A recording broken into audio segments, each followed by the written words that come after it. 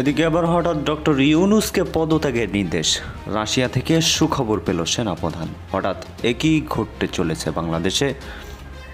উপদেষ্টা ডক্টর মোহাম্মদ ইউনূসকে পদত্যাগ করে ছাত্রদের রাজনৈতিক দলের দায়িত্ব নিতে আহ্বান জানিয়েছেন বিএনপির ভাইস চেয়ারম্যান শামসুজ্জামান দুদু।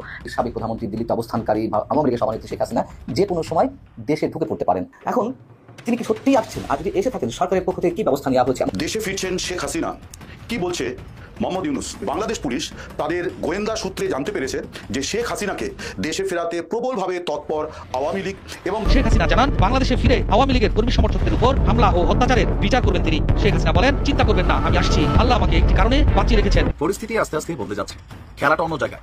দর্শক, দেশ প্রবাস দূরে কিংবা কাছে বসে যারা আমাদের দেখছেন, আশা করি সবাই ভালো আছেন। দর্শক, এই মুহূর্তে পাওয়া খুবই গুরুত্বপূর্ণ এবং ইম্পর্টেন্ট একটি সংবাদ আপনারা দেখতে চলেছেন, তাই সবাইকে রিকোয়েস্ট করছি এবং অনুরোধ জানাচ্ছি সবাই একটু ভিন্নভাবে এবং খুবই খেয়াল দিয়ে আজকের সংবাদটি দেখবেন এবং শুনবেন।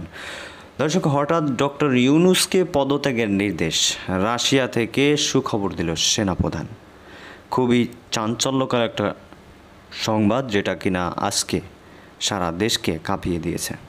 দর্শক, কথা বাড়াতে চাচ্ছি না, শিরোনামে আমরা যতটুকু আমরা ভিডিও দেখে এসেছি তার বিস্তারিত আমরা এখানে দেখব। আশা করি সঙ্গেই থাকবেন এবং এ বিষয়ে আপনাদের মতামতটি জানাবেন। আসলে ডক্টর ইউনূসকে পদত্যাগ করা উচিত কি উচিত না। তো দর্শক, কথা নয়, চলুন একটা লাইক দিয়ে সম্পূর্ণ সংবাদ দেখতে থাকি। একটি নির্দেশিকা, গোপন নির্দেশিকা, সেই গোপন নির্দেশিকায় বলা হয়েছে যে বাংলাদেশ পুলিশ তাদের গোয়েন্দা সূত্রে জানতে পেরেছে যে শেখ হাসিনাকে দেশে ফেরাতে প্রবলভাবে তৎপর আওয়ামী লীগ এবং দলের তরফে নির্দেশ দেওয়া হয়েছে নিচুতলায় যে দলের প্রতিটি ইউনিট থেকে 200 থেকে 250 জনকে এক সপ্তাহের মধ্যে ঢাকায় জড়ো হতে বলা হয়েছে।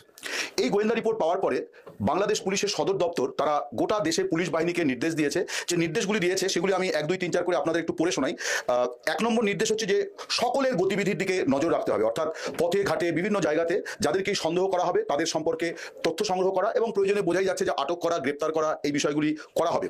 2 নম্বর যে বিষয়টি বলা হয়েছে সেটা হচ্ছে যে যাদের বিরুদ্ধে মামলা আছে, অর্থাৎ মামলা আছে কিন্তু ধরা পড়েননি, তাদেরকে অবিলম্বে গ্রেপ্তার করতে বলা হয়েছে এবং তার জন্য মোবাইল ট্র্যাকিং সিস্টেম ফলো করতে বলা হয়েছে। অর্থাৎ মোবাইল ট্র্যাক করে বুঝে নেওয়া যে সেই ব্যক্তি কোথায় থাকতে পারেন, ঢাকায় আছেন না চট্টগ্রামে আছেন না দেশের বাইরে আছেন, এবং তার গতিবিধির নজরদারি চালিয়ে তাকে জেলে পুরে দেওয়া। 3 নম্বর যে বিষয়টি বলা হয়েছে যে গুরুত্বপূর্ণ স্থানে আরও বেশি চেকপোস্ট তৈরি করা, অর্থাৎ গাড়ি তল্লাশি করা, ফেরিঘাটে তল্লাশি চালানো, যাত্রীদের তল্লাশি করা, রেল স্টেশনে, ট্রেনের ভেতরে সর্বত্র তল্লাশি করা, অর্থাৎ সাসপেক্টেড, অর্থাৎ যাকে মনে হবে যে আওয়ামী লীগের নেতা কর্মী সমর্থক, তাদেরকে জেলে পোড়ার বন্দোবস্ত করা হবে। যে ধরনের নির্দেশিকা পুলিশের নিচু স্তরকে দেওয়া হলো এবং যেভাবে রাজনৈতিক প্রতিপক্ষদের সহযোগিতা চাওয়া হলো বা পুলিশকে চাইতে বলা হলো, তার পরিণতিতে কিন্তু একটা ভয়ঙ্কর পরিস্থিতি তৈরি হতে পারে এবং যেটা গৃহযুদ্ধ, অর্থাৎ দুতরফই তখন অস্ত্র হাতে ময়দানে নেমে পড়বে এবং একে অপরকে হত্যাযজ্ঞে বা রক্তক্ষয়ী সংঘর্ষে তারা জড়িয়ে পড়বে। এইরকম একটা পরিস্থিতি কিন্তু তৈরি করার চেষ্টা হলো বলে আমার অন্তত তাই মনে হচ্ছে। তার কারণ বাংলাদেশে অতীতে যে রাজনৈতিক সংঘাতগুলি আমরা দেখেছি সেগুলিকে যদি মনে রাখা হয় তাহলে দেখা যাবে যে এই নির্দেশিকা একটা ভয়ঙ্কর নির্দেশিকা, বিশেষ করে সেটি যখন পুলিশ সদর থেকে জারি করা হচ্ছে। এখন আওয়ামী লীগ কি করবে এই পরিস্থিতিতে সেটা আমার জানা নেই। আওয়ামী লীগ নিশ্চয়ই পরিস্থিতির মোকাবিলা করবে, কিন্তু একটা বিষয় খুব পরিষ্কার যে এই যে নির্দেশিকা দেওয়ার অর্থটা কি, হঠাৎ করে কেন বুধবার এই নির্দেশিকা জারি করা হয়েছে। বাংলাদেশ পুলিশ যে নির্দেশিকাটি জারি করলো সেটি এক ধরনের আতঙ্ক থেকে। সেই আতঙ্কটা হচ্ছে যে যেটা মনে করা হয়েছিল যে মোদির মুখের উপরে যখন মোহাম্মদ ইউনূস বলেছেন শেখ হাসিনা সম্পর্কে নালিশ করেছেন, তখন শেখ হাসিনা দমে যাবেন বা ভারত সরকার তাকে দমিয়ে দেবে, কিন্তু সেটা যখন হয়নি তখন আওয়ামী লীগের নেতাকর্মীরা প্রবলভাবে উদ্দীপিত, উল্লসিত। এবং আমি কয়েকটি বিভিন্ন ওদের যে সোশ্যাল মিডিয়ায় যে কার্যক্রমগুলি চলছে, বিশেষ করে হোয়াটসঅ্যাপ, টেলিগ্রাম গ্রুপে যে কথাবার্তাগুলো হয়, তার কিছু অডিও রেকর্ডিং আমার শোনার সৌভাগ্য হয়।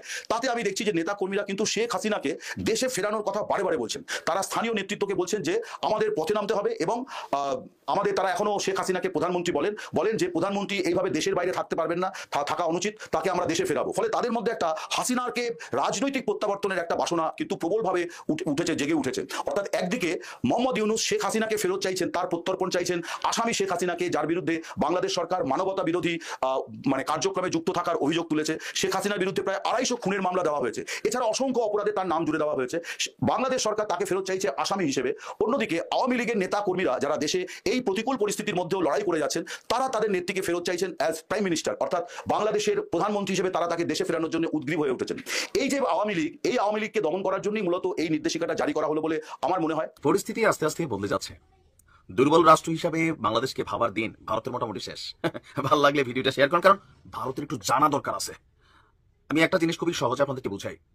অনেকে মনে করেন যে ভারত চাইলে 4 দিনে বাংলাদেশ দখল করে ফেলতে পারে। আপনার এই ধারণাটা ভুল। রাশিয়া মনে করছিল যে 72 ঘন্টার মধ্যে ইউক্রেন দখল করে ফেলবে, কারণ সামরিক শক্তিতে রাশিয়া এবং ইউক্রেনকে তুলনাই করা যায় না, এটা হচ্ছে বাস্তবতা। ওই প্রেক্ষাপটে বাংলাদেশ এবং ভারতের সামরিক শক্তিতে তুলনা করলে আমাদের বেল নাই, কিন্তু খেলাটা অন্য জায়গায়, জিওপলিটিক্যাল একটা খেলা আছে। ইউক্রেনের সাথে 3 বছর লড়াই করেও রাশিয়া জিততেছে, বাট আসলে যেভাবে যুদ্ধটা সহজে জিতে যাবে ভাবছিল, এটা হয়েছে হয় না। এখন সামরিক শক্তিতে বাংলাদেশ অনেক দুর্বল, এটা আমরা জানি, কিন্তু বাংলাদেশের সাথে যে দেশগুলোর এখন বন্ধুত্বপূর্ণ সম্পর্ক, লাইক চীন, লাইক পাকিস্তান, এখন যদি যুদ্ধ লাগে কখনো, এখানে এই শক্তিগুলো কানেক্ট হয়ে যাবে, এটা ভারতও বলছে ভালো করে। এর পাশাপাশি সেই 1971 সাল থেকে বাংলাদেশের নিরবিচ্ছিন্ন বন্ধুত্ব সম্পর্কে রাশিয়ার সাথেও চলছে নতুন আরেক আলোচনা। এই মুহূর্তে আমাদের সেনাপ্রধান জেনারেল ওয়াকারুজ্জামান তিনি রাশিয়াতে অবস্থান করছেন। আর জানেন সেখানে কি কি বিষয় নিয়ে আলোচনা হচ্ছে? অনেক কিছু নিয়ে আলোচনা হচ্ছে। বাংলাদেশ এবং রাশিয়ার সামরিক কর্মকর্তারা উভয় দেশের মধ্যে সহযোগিতা, নিরাপত্তা, প্রতিরক্ষা খাত, এই সকল বিষয় নিয়ে একটা গুরুত্বপূর্ণ আলোচনায় বসেছেন। উভয় পক্ষই দুই দেশের সেনাবাহিনী এবং জনগণের মধ্যে বিদ্যমান বন্ধুত্বপূর্ণ সম্পর্ককে আরো জোরদার করার জন্য পারস্পরিক প্রতিশ্রুতি ব্যক্ত করেছেন। রাশিয়ার প্রতিরক্ষা মন্ত্রণালয়ের বরাত দিয়ে আপনার রুশ দূতাবাস ঢাকায় অবস্থিত যারা, তারা এই তথ্য জানিয়ে বলছে, রাশিয়ার উপ প্রতিরক্ষা মন্ত্রী কর্নেল জেনারেল আলেকজান্ডার ফোমিনের সঙ্গে মস্কোতে একটি কার্যকর বৈঠক হয়েছে বাংলাদেশের সেনাপ্রধান জেনারেল ওয়াকারুজ্জামানের। রাশিয়ার প্রতিরক্ষা মন্ত্রণালয়ের বরাত দিয়ে জানা গেছে, বৈঠকে উভয় পক্ষই প্রতিরক্ষা খাতকে আরো শক্তিশালী করা, সহযোগিতার সম্ভাবনা নিয়েও আলোচনা করছে। এমনকি আপনার বৈঠকটি উষ্ণ ও বন্ধুত্বপূর্ণ পরিবেশেও অনুষ্ঠিত হয়েছে। এছাড়াও রাশিয়া থেকে কিছু সামরিক ইকুইপমেন্ট কেনারও আওয়াজ শোনা যাচ্ছে। হঠাৎ করে আপনি দেখেন বাংলাদেশ সামরিক খাতে একটু শক্তিশালী অবস্থানের দিকে যাচ্ছে। আমি জানি না এই নিউজটা এখন আমাদের গণমাধ্যমে আসে নাই, বাট সামহাউ সোর্সেস গুলো কিন্তু বলছে চীন থেকে অত্যাধুনিক প্রযুক্তির 10টি যুদ্ধ বিমান কিনা হয়েছে। কেউ বলছেন 16টা, কেউ বলছেন 20টা, আবার কেউ বলছেন যে রাশিয়া থেকেও অত্যাধুনিক প্রযুক্তির বেশ কিছু সামরিক ইকুইপমেন্ট ক্রয়ের আলোচনা চলছে। এর আগে বাংলাদেশের সামরিক খাতে অধিকাংশ যে ইকুইপমেন্ট গুলো ছিল ভারতের, বাট 5ই আগস্টের পর আমাদের বর্তমান সরকার পাকিস্তান থেকে পারচেস করছেন, চীন থেকে করছেন, রাশিয়া থেকে করছেন, আমেরিকা থেকেও কিছু ক্রয়ের আলোচনা চলতেছে। কারণ কয়েকদিন আগে আমাদের সেনাপ্রধানের সাথে মার্কিন যে প্যাসিফিক কমান্ডার আছেন আমাদের এই সাইডের, তিনি কিন্তু আসছিলেন এবং সেখানেও কিছু আলোচনা হয়েছে। এমনকি যুদ্ধ জাহাজ কিনারও আমি যতটুকু শুনছি আলোচনা আছে। তো সবকিছু মিলাইয়া বাংলাদেশকে এখন আর আন্ডার এস্টিমেট করে লাভ নাই।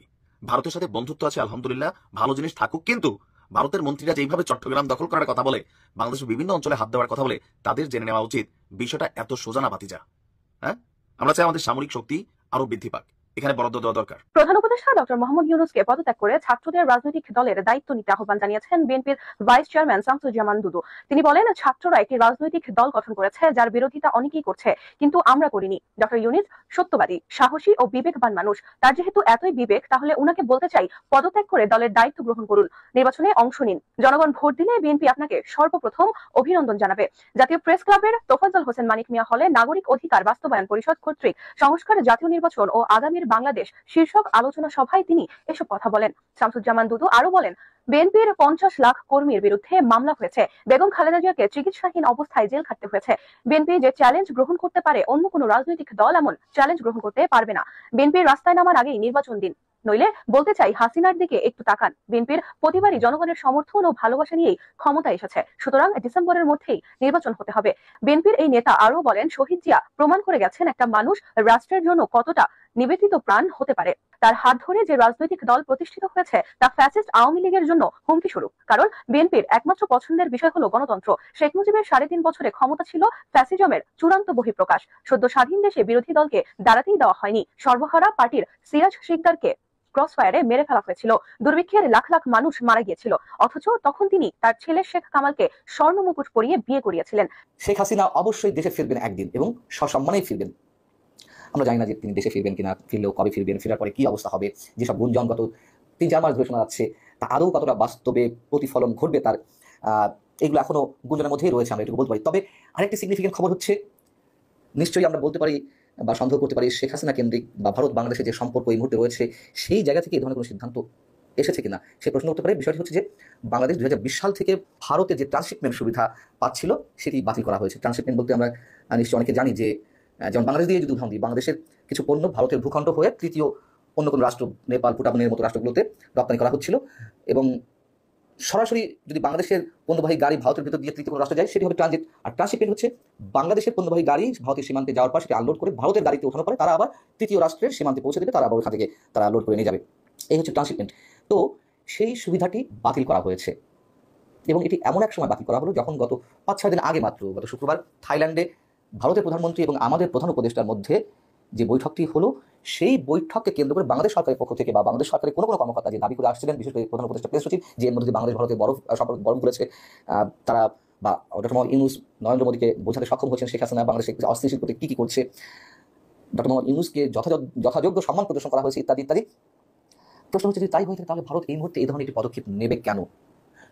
দুঃখিত, যদিও ভারতের পররাষ্ট্র মন্ত্রণালয়ের মুখপাত্র রণধীর জয়সওয়াল এই বিষয়ে সাংবাদিকদের প্রশ্নের জবাবে যেটি বলেছেন তা হচ্ছে, তিনি বলছেন, বাংলাদেশে প্রদত্ত ট্রান্সশিপমেন্ট সুবিধার ফলে আমাদের বিমানবন্দর এবং বন্দরগুলোতে দীর্ঘ সময় ধরে উল্লেখযোগ্য যানজট তৈরি হয়েছিল।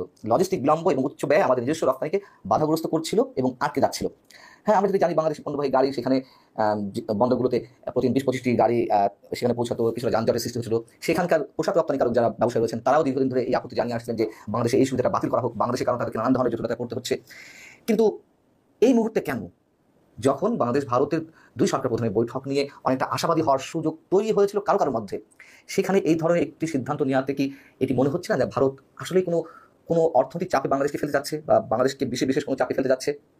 আবার এই প্রশ্ন উঠতে পারে যে ভারত থেকে তো পণ্য বাংলাদেশে আসছে, বরং শেখ হাসিনার সময় গত শেষ বছরে যে পরিমাণ পণ্য এসেছিল তার চেয়ে 17% পণ্য 2024-25 অর্থ বছরের প্রথম 9 মাসে 17% পণ্য বেশি এসেছে। ভারত তো বন্ধ করেনি পণ্য পাঠানো, যদিও পণ্য পাঠাতে গেলে তাদের তো অর্থনৈতিক ক্ষতি হবে। কিন্তু এই ধরনের কোনো বিশেষ চাপে ভারত রাখতে শুরু করেছে কিনা বাংলাদেশকে আমরা জানি না, বিষয়টি হয়তো তেমন হতেও পারে, নাও পারে। তবে যদি এটি করে থাকে তাহলে আমার মনে হয় এটি ভারতের যদি এই ধরনের উদ্দেশ্য থেকে থাকে সেটি মোটেই সমীচীন হচ্ছে না। তাহলে বাংলাদেশেও ভারত যে ধরনের সুবিধা পাচ্ছে সেগুলোকে বাংলাদেশ বাতিল করে দিবে, এমন একটা পর্যায়ে আমরা যেতে চলেছি? আবার এই কথাও বলা যায় যে মংলা বন্দর ভারত এবং চীন মংলা বন্দর আধুনিকরণের জন্য অর্থ দেওয়ার প্রতিশ্রুতি ছিল। সেখানে চীন সফরের পর বা চীন সফরের সময় আমাদের প্রধান উপদেষ্টা যে প্রতিশ্রুতি দিয়ে আসছেন যে মংলা বন্দর শুধুমাত্র চীনের তত্ত্বাবধানে পরিচালিত হবে বা ব্যবহার করা হবে, যদি এটি হয়ে থাকে তাহলে আবার অন্যরকম হিসাব হয়েছে তো বটেই। এখন জটিল একটা সমীকরণে এসে আমরা দাঁড়িয়েছি। আর ভারতের এই নির্দেশনাটি, বাংলাদেশের ট্রান্সশিপমেন্ট বাতিলের এই নির্দেশনাটি এমন সময় এলো যখন যুক্তরাষ্ট্রের যে মাত্রাতিরিক্ত শুল্ক বিশ্বের বিভিন্ন দেশের সাথে সাথে বাংলাদেশের উপরেও আরোপিত হয়েছে এবং এর জন্য বাংলাদেশের পোশাক রপ্তানিকারকরা যে ভয়ঙ্কর বিপদের মধ্যে পড়েছেন, চামড়াজাত পণ্য রপ্তানিকারকরাও যে পরিমাণ সমস্যা। তো দর্শক দেখলেন খুব গুরুত্বপূর্ণ প্রতিবেদন। এতক্ষণ আমাদের সাথে থাকার জন্য সবাইকে ধন্যবাদ জানাচ্ছি। পাশাপাশি ধন্যবাদ জানাই যারা এতক্ষণ আলোচনা করছিল আমাদের প্রতিবেদনের মাধ্যমে। দর্শক, এখন এই বিষয়ে আপনাদের মতামত কি এবং আপনারা কি বলতে চান অবশ্যই কমেন্টের মাধ্যমে লিখে ফেলুন। আপনারা যদি চান শেখ হাসিনা আবারও বাংলাদেশে আসুক, বাংলাদেশে এসে আবারও দেশটাকে চালাক, তাহলে কমেন্টের মাধ্যমে জানিয়ে দিবেন। বেশি লেখার প্রয়োজন নেই, তবে এ লিখলেই হবে। আর যদি মনে করেন শেখ হাসিনা না, ডক্টর ইউনূসই বাংলাদেশ সুষ্ঠুভাবে চালাচ্ছে, তাহলে কমেন্টে বি লিখবেন। এ আর বির মাধ্যমে আপনারা ভোটটি দিয়ে আমাদের জানিয়ে দিবেন যে আপনারা কী চান, আপনাদের মনে চাওয়াটা কী। তো দর্শক, ভালো থাকুন, সুস্থ থাকুন। পরবর্তী আপডেটে দেখা হবে যে কোনো ভিডিওতে। আশা করি সঙ্গেই থাকবেন এবং এতক্ষণ যারা লাইক কমেন্ট শেয়ার করেন না, অবশ্যই লাইক কমেন্ট শেয়ার করবেন এবং চ্যানেলটি সাবস্ক্রাইব করে রাখবেন। ধন্যবাদ সবাইকে এতক্ষণ আমাদের সাথে থাকার জন্য।